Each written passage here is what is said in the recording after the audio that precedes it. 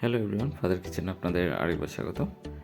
আজকে রান্না করব পুঁটি মাছের শুটকি। এক্ষেত্রে পুঁটি মাছটাকে ভালো করে পরিষ্কার করে নিতে হবে। আঁশ এবং মাথাটা ফেলে দিতে হবে। মাথা ফেলে না দিলে আমাদের শুটকিটা তেতো লাগে খেতে।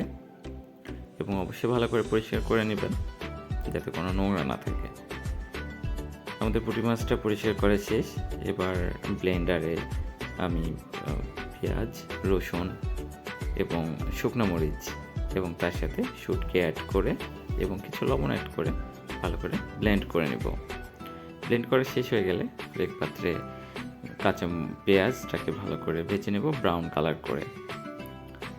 এবং পেঁয়াজটাকে পুড়িয়ে ফেলা যাবে না, পুড়িয়ে ফেললে টেস্টটা চেঞ্জ হয়ে যাবে।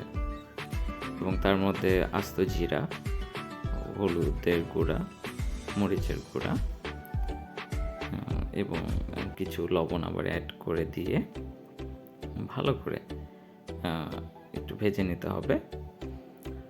এবং ভেজে নেওয়া শেষ হয়ে গেলে আমাদের পেস্ট করে রাখা সেই শুটকি মাছটাকে এর মধ্যে দিয়ে দিয়ে কিছুক্ষণ নাড়াচাড়া করে নেব।